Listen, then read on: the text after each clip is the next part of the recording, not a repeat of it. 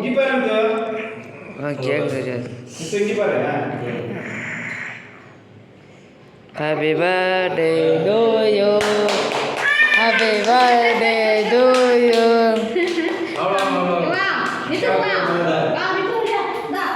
என்ன போட்டோ அம்மா குடுக்கு போட்டோ எடு. வீடியோ மாமா வீடியோ எடுத்தா நல்லா இருக்கும்.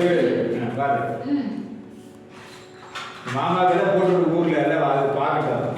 என்னடா அத்தனை வந்து இல்லாம இப்ப திடீர்னு எடுக்கிறாங்கன்னு சொல்லிட்டு எடுங்க.